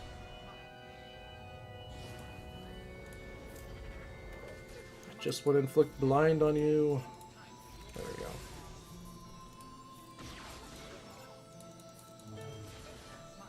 But yeah, my Conquest, not Conquest, my legacy character would be Dirge. Next GL, I think when I filled out that survey, I think I just said Revan Reborn, because that's what everybody wants. Most people don't know Legends. Yeah. I mean, it's tough. For the extra day of Proving Grounds, does it reset the crystal refreshes as well? I believe it does. I can't confirm that because I've never done Proving Grounds with crystal refreshes at all, but I believe it does. I believe so. From what I've heard from other people, you can go in, refresh it once, and then the next day, it's basically the whole thing all over again. So you can go in, refresh it once. So you can get 4. You get it 4 times. Yeah. Okay. Thank you, Dank Ideals. Thank you for confirming that. Yeah. I've never done it, so I'm like, oh, I don't know. Embo's awesome, but yeah, his kit doesn't really synergize well with the rest of the bounty hunters. Wolf, his kit doesn't synergize with himself. So, like, I made this huge argument to CG years ago when Embo came out. Because here's the thing with Embo. it breaks my heart to this day too, because Embo, I was trying to figure out how can bounty hunters do the most amount of damage. Like, what's the number one lead that gives them the most damage, and it's actually Embo.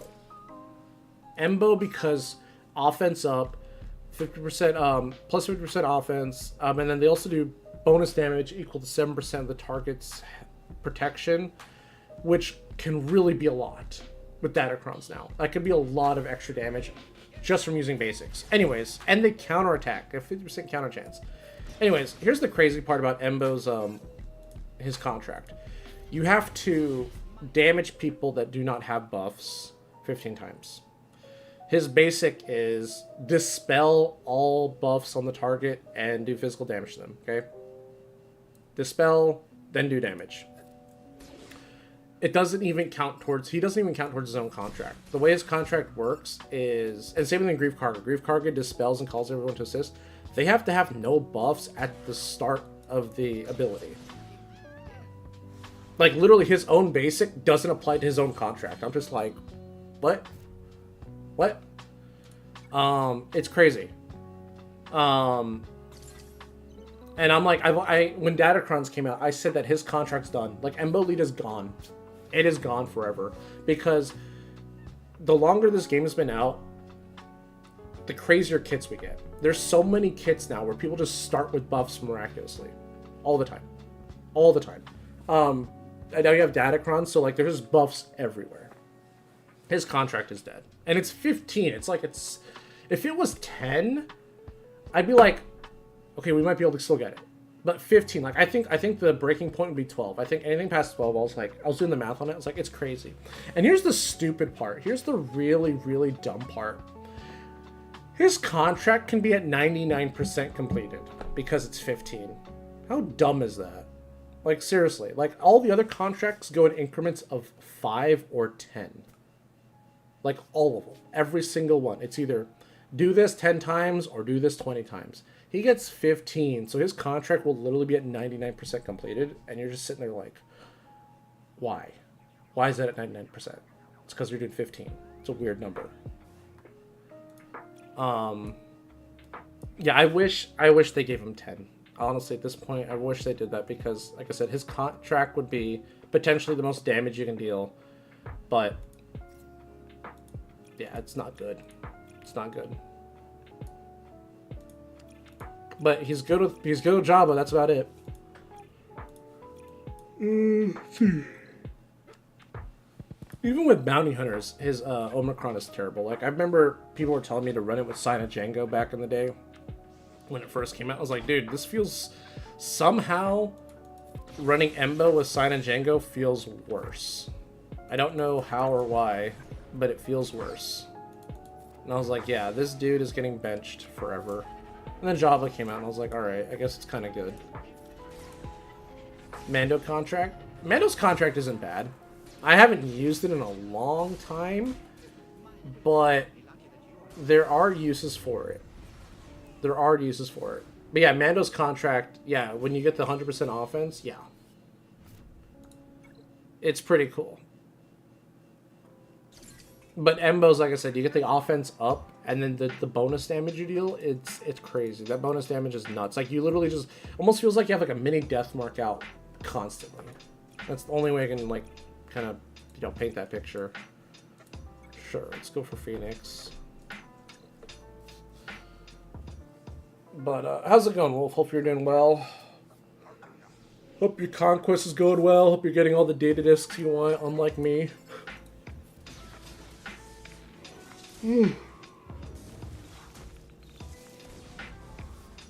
you know what? I'm gonna check on my Angels. I haven't checked on them in like a few weeks. I kind of gave up on the season because they've been doing so poorly. After they got swept by the Mariners and then the A's, I'm just like, oh god, like I don't wanna see anymore.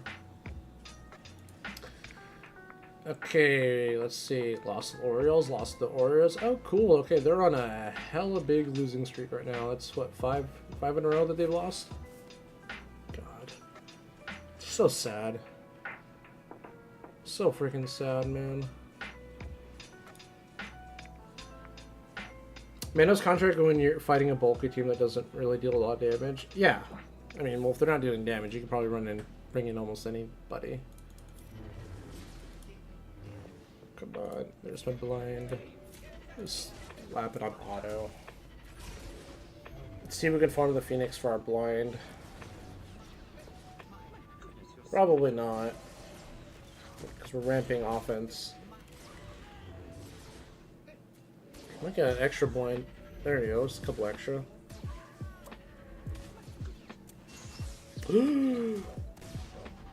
Let's start talking about 5v5, guys. We haven't really... Oh, don't... God damn it.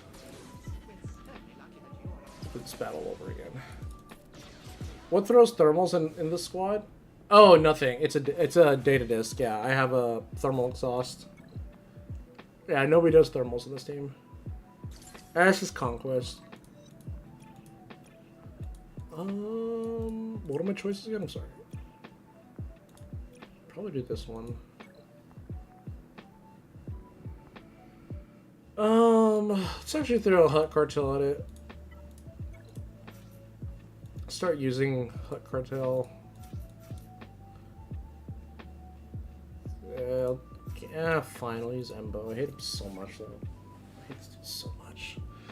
Let's start talking 5v5, guys. So, 5v5.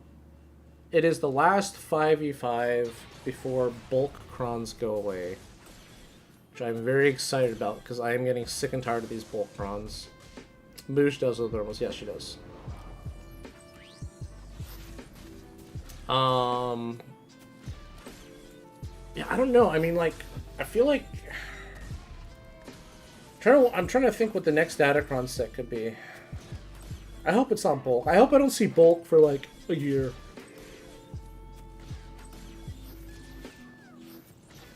So you like about Moosh? Yeah, she's cool. She's a good one. But, I think I am going to run Thrawn lead against Inquisitors again. I think Thrawn lead versus Riva is going to be pretty good. I think it's going to be even better once Bulk Kron goes away. Because it'll be much easier to kill. But yeah, and then Malikos, he's going to show up in 5 somewhere. Oh, do I want to do the hundreds? We are... Okay, hold on. 1, 2, 3, 4, 5, 6, 7, 8, 9, 10, 11, 12, 13 battles. So either do 2 refreshes to finish. Not bad, just getting home from work. Conquest going all right. A lot of catching up to do, but yeah. Got decent disc. Nice. Yeah, no, I got horrible disc. Like, I just started getting good data disc in, like, Sector 4, and I was like, oh, thank God. I don't know if I'm going to do the hundreds, because I'm also trying to save up my crystals, because I got to get a... How many shards of Nisa? I need 17 Nisa shards. She is right here. So how many shards do I need? I basically need 1,600. So, get 200 there, 400 from fleet, so...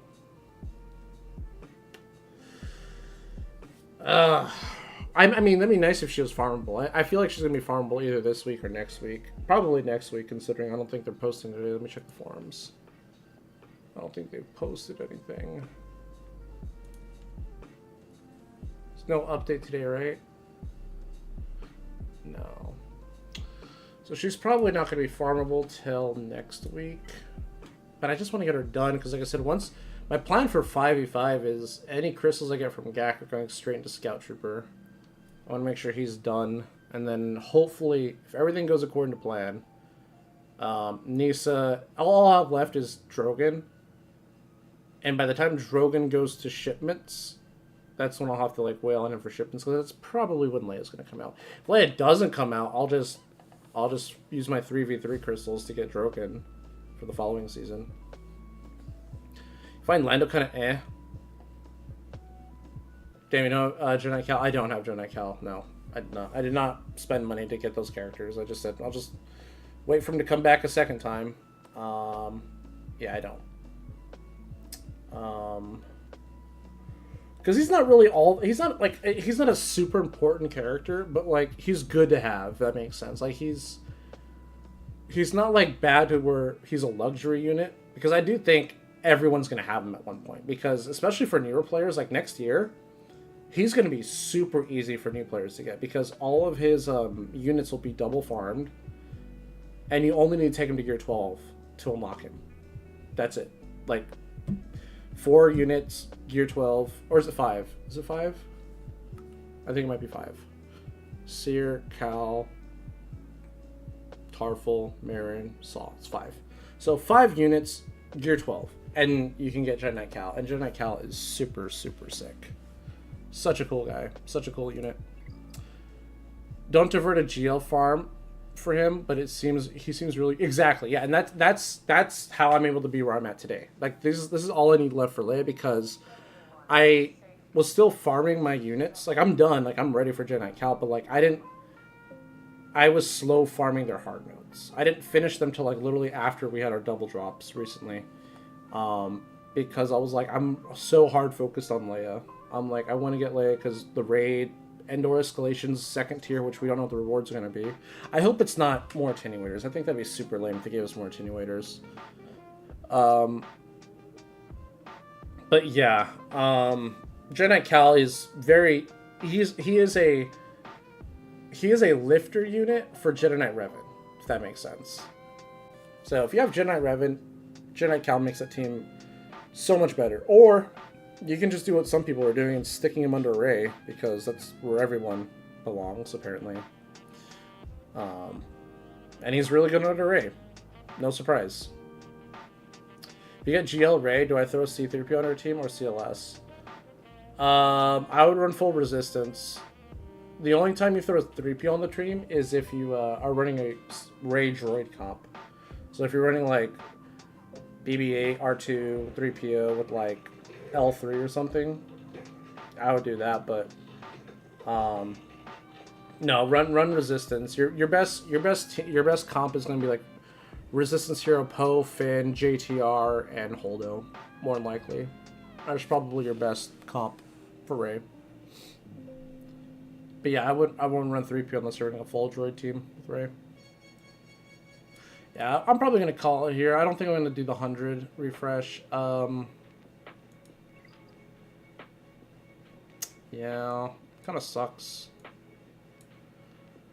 But yeah, Nisa should be done. And I'm currently working on her gear, so hopefully I can take her straight to Relics when I 7-star. It'll probably be over the weekend, because the weekly shipments doesn't refresh until, I believe, the weekend. Right? Oh, it refreshes Friday. Interesting. Okay, so I do need to buy these shards of hers real quick. So I need to buy these tonight then. Huh. Probably use BB under sortie. Oh yeah, you can use that too. Yeah, BB under sortie is great. I can't wait to start experimenting with Lobot. That's another team I'm excited for. So kind of a hot take for the Lobot team. Let me see if I can make a squad real quick.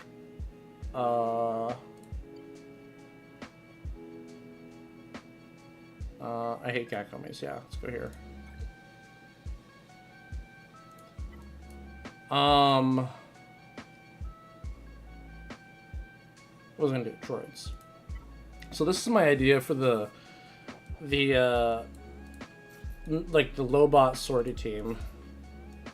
So I think no matter what, you're doing this, right? Like this is now happening. Oh, that's right. Lobot's not a droid. Well, he is, but he isn't. Lobit, where are you at? Okay. So I think this is like literally like you have to get the speeds in the right order though. But I think this is the team going forward. I'm super excited for T3 though, because he's one of my favorite characters in the game. I love this kid so much, but which sucks because I only have an R3. But I'm like, I haven't taken him higher because I'm like I can't get him to work. I really can't. I can't find a really solid place to utilize this whole kit. So here's the hot take. Why Lobot? Because he just got a rework. He just got a rework where he's a droid now. And he does a lot of crazy things for droids now. He got a whole new unique recently. So who do you put as your 5th? Because you're like, I need someone to do damage on this team. Lobot's not going to do damage. He's going to be fast. Sortie's going to be hella fast. Not going to really do damage. BB-8's not going to do any damage. T3's not going to do any damage. So who do you put on this team? And here's why I say it's a hot take. I think if you get the right turn order, I think you put PT1. Which sucks because you're effectively killing the Afra team. But I think IGD, I don't know, man. I think this is the new GG nuke without the GG killing your whole team. I think you do this. Remod story for offense. Well, that too, but I want to try this out. I want to try this, and I know it sucks. It's like it kills Afra, but I'm like, what is Afra doing these days anymore? You know what I mean? Like, what is she really doing? And the cool thing is like you don't lose a whole lot of synergy. I mean, you lose a lot of the light side stuff, right? But I mean, you get BT1. R2's gonna. I think R2's gonna be with Leia. R2's gonna 100% gonna go with Leia because the devs were saying that like R2's gonna plug into the Leia team really well, and R2 doesn't really have a home right now. But I think R2's gonna go with Leia 100%. You could try IGD, but IGD just doesn't hit like BT1 hits. You know what I mean? Going for Rey? Oh yeah, no. If you're going for Rey, then 100% put R2 on the team. But that's why people are like, oh, I don't know about that. Yeah, R2 for now, but yeah. Yeah. But I think I want to try BT1. I think I want to try BT1 because if you can get this team clocked where BT1 is the last person to go on the team, he should be nuking people. Or the whole team. You know, everything is Datacron dependent, of course, but it's like you get it's just you gotta get the whole team clocked just right. It's about our time at home. Yeah, because everyone put him with Sortie when Sortie first came out, and it's kind of like, it still doesn't feel quite right. Sortie still didn't feel quite right, but I feel like Lobot does stuff for Sortie now where now T3 makes sense. After I get Rey a bit more, teams like Luke, yes. Yeah, 100%. Yeah, go for those teams first. But, yeah, this is the team. I really hope this team works. Because I was, like, looking, like, who's going to do damage on this team? Like, do we have any light? Because obviously Light Star George would be best. Chupio possibly. Because I am going to dissolve my CLS team pretty soon. Possibly Chupio. But I think BT has way more damage than Chupio.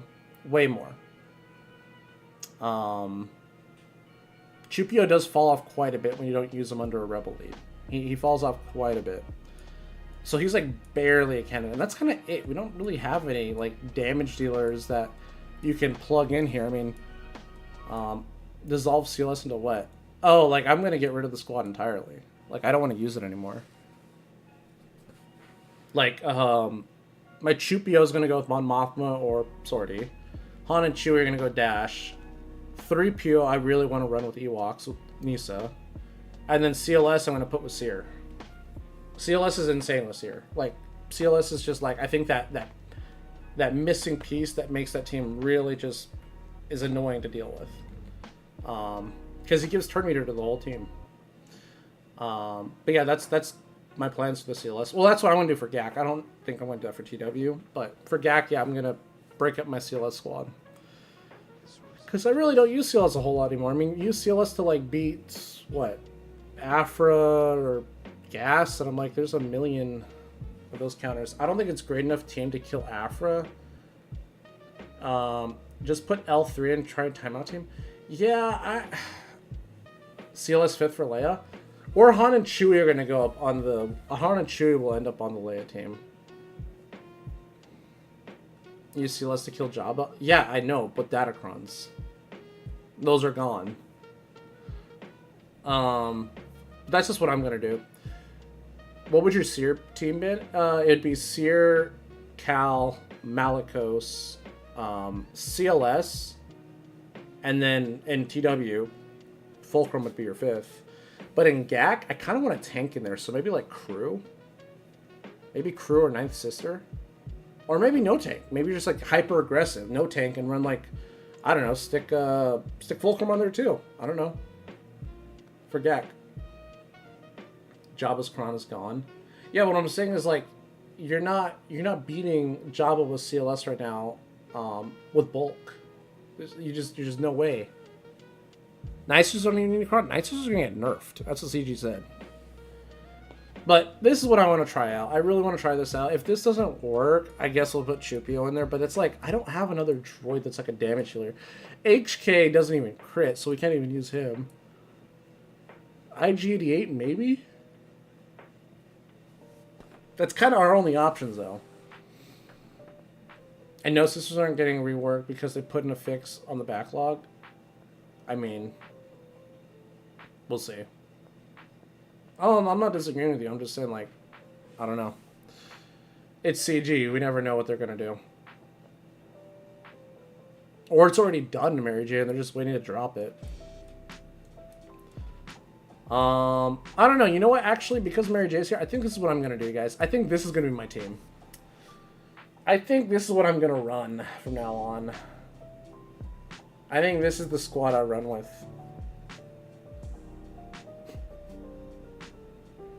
Send it? No, we're not running that. You know what? I'm telling you, I'm predicting this guy is going to be taken away from Veers and get placed with a new Gideon when Gideon comes out. Like, Gideon's going to do something to make Dark Trooper better. And when I say better, I mean, like, work outside of Veers. I don't want to say, like, better, because he's not bad. He's a good character. But I mean, like, the new Gideon's going to do something that's going to make him work outside of Veers. Yeah, Scout's got Emperor Trap. Well, here's the thing, though. They don't get turn meter. They don't get turn meter. So Emperor's Trap is stacking, but it's not going to be like... You're not going to TM loop. But they told he would stay with Fears. So here's the thing. When CG says something, that doesn't mean the community is going to follow what they say. Like, straight up. Like, we're gonna find out more ways to utilize characters. I mean, I don't run Piet with Veers anymore. I run Piet with Thrawn. I run that Thrawn. I don't know if you watch in my 5v5 gax, but like, I'll show you my Reva counter. Reva with Omis too.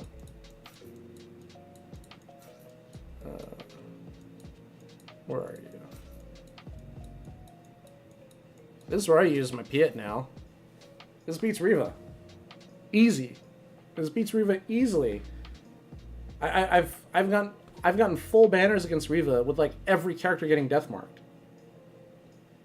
And it's not Kron dependent. That's the best part. Krons make this counter harder, but I'm just using this. I'm like, yeah, I'm gonna use that Darth Vader Piet synergy because Piet's got that Vader synergy no one ever gets to use. Where is it at? Darth Vader's an ally. They get extra 20% accuracy, potency, and tenacity. The accuracy and potency are nice. I don't really care so much for the tenacity. Pure for offense? Yeah, no, this beats Reva. Like, I run this on offense. 100%. Yeah. Piet belongs to Lord Vader, to be real. Dude, that Lord Vader squad is crowded, though. He won't treat Veer's Heights, but he'll reach half of it. Well, Veer's Heights is just TM until you win. So that's like, that depends. Thanks for the follow, Jordan. Oh, yeah. Troopers are getting the blunt end of this. I don't think so, man. Because here's the thing. I don't think we're dumb troopers. I really don't. I think they're going to give us... Like, let's take a look at Imp Troopers real quick. I don't think they're getting the short end of the stick. What am I doing? Sorry, I'm stacking offense. Remember his trap. So you do that. So you do Piet for the Emperor's Trap, and you also do it because you mark Darth Vader against Reva. And the reason you do that is under Thrawn Lane, every time you get a debuff, you get turn meter. You get turn meter and turn meter and turn meter. And inevitable failure is a debuff. So every time Vader does something, you're just ramping turn meter, and you just run circles around the Reva team. Like, the Reva team, they all get like 1 or 2 turns, but your whole team gets like 4 or 5 turns. And you just take more turns than they do, and you know, you win because you take more turns. And Vader starts to hit really hard. Imp Troopers, right? I feel like we're gonna get more troopers because we're at such an odd number here, right? We're at an odd number, so we're gonna get the new Gideon. He's gonna be Trooper Remnant. I don't know if he's gonna be a leader, or I don't know if the old Gideon's gonna be a leader. But imagine this GAC team for a bit, and let me know what you think. Bounty hunters will still count or not. Okay, so Lord Vader, Reva, Marin, Ventress, Talzin, Anti-Cleanse. Yeah, Bounty Hunters will beat that. 100%. Bounty Hunters will beat that. I'm telling you right now. There's 2 different Bounty Hunter teams that beat that, actually. Purge Trooper 1, that's what I'm saying, right, Wolf? Like, I feel like Purge Trooper is going to be 1. If we get any troopers from the Ahsoka show, I doubt it. Maybe that will be another trooper. But I feel like, well, maybe that's more... Maybe, if we get a new trooper from the Ahsoka show, that's probably more likely because it's going to be Imperial Remnant. And I know it's what they're trying to build. I know they're trying to build out their Imperial Remnants finally. But, yeah, so we're going to get a new... Yeah, I don't know. So, like, okay, so let's just try to piece together the new Gideon team. So I'm gonna assume you're gonna run double Gideon. One of them is gonna be the lead. Then you have Scout Trooper. You're probably gonna want to run Stormtrooper because Stormtrooper's got a really good Zeta for Imperial Remnants. There's your 4th. And then you just run Death? You know what I mean? Like, and then Dark Trooper just stays with Veers like CG wants?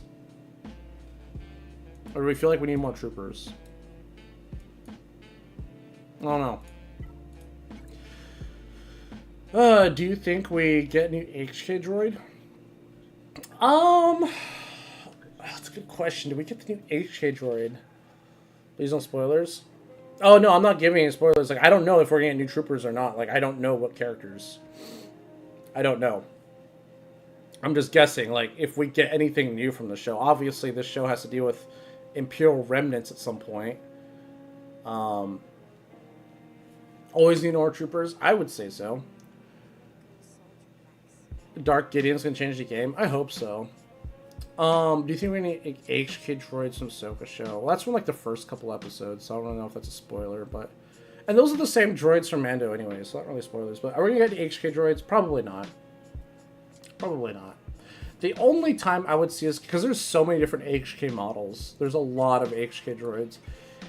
If HK-47 got a rework or a touch-up, where like he became more of like if you gave him an actual if you gave him a droid lead like Sortie, like a dark side droid lead that's not separatist, maybe. But I think the only characters we can expect to get from the Ahsoka show are probably Shin and Balin. I think those are the only 2 characters we're probably going to get. So, we need Old Republic content. Mitra Surik. Dude, we need Mitra Surik. We need Satele Shan. Like, I thought we were going to get a Satele Shan. I thought, like, where's Malgus at? Sorry, but Malgus is an Omid, so he's kind of far down. Right next to Cara Dune. I thought we were going to get a light side equivalent of Malgus. Like, I thought we were going to get, like, a Satele Shan to be a lifter for Jedi Knight Revan's team, but I guess that's Cal Kestis. Jedi Knight Cal. Valkorion? Nah.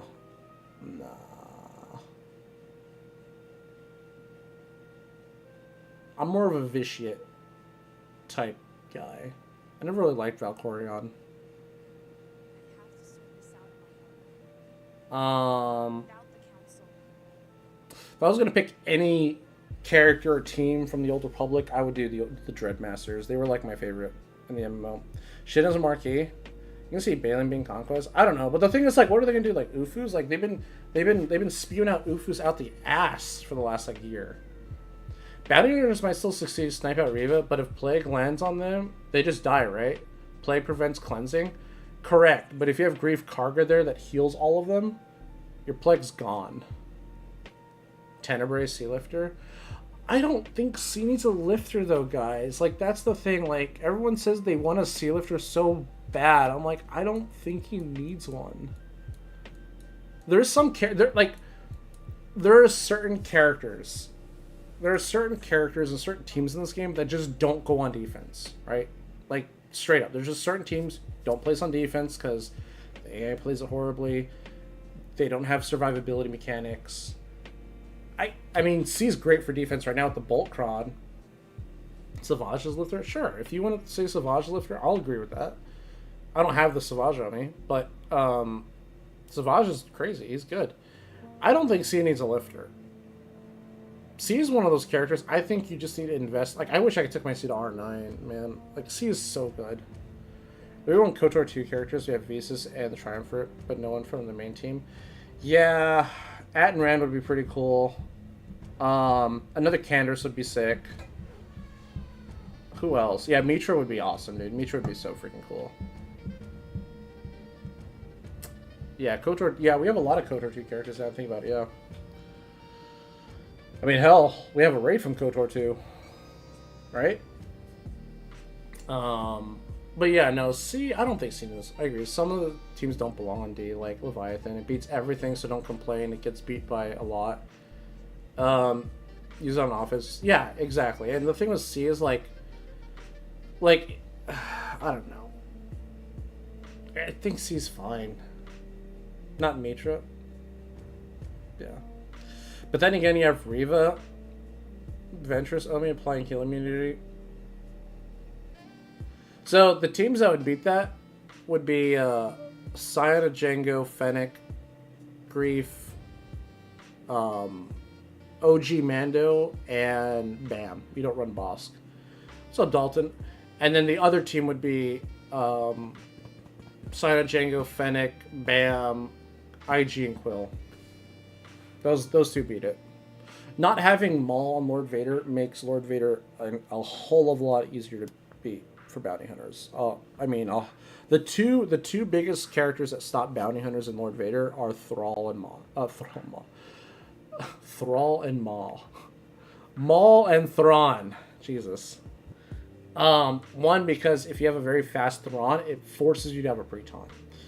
You have to have a pre-taunt, otherwise, if he fractures the wrong unit, that team is dead.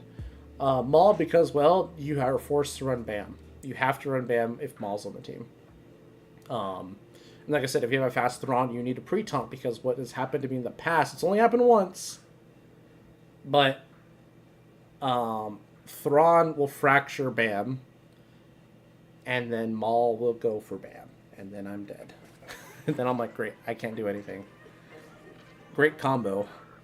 But yeah, I don't think C needs a lifter. I think if we're talking about Galactic Legends that need a lifter, because they said that, there's like, when Ben came out like almost a year ago, it's actually we might be getting close to a year for Ben, if we're not already there. They're like, we're gonna revisit Galactic Legends and give them lifters. It's like, I don't know if all Galactic like everyone thought like Jabba's lifter was gonna be what's his name, Bib Fortuna. You know, Jabba doesn't need that. Jabba's fine where he's at. I don't know why they picked Rey. Rey was like the one GL that did not need a lifter.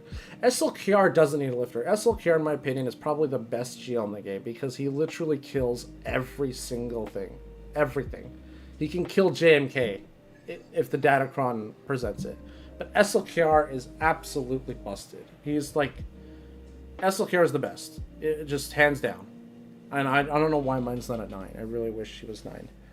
But JML doesn't need a lifter, because JML's lifter is kind of like Jedi Knight Luke, or you can throw gas on his team. You can make it just a crazy Titans Jedi team. You can put Jedi Knight Cal there.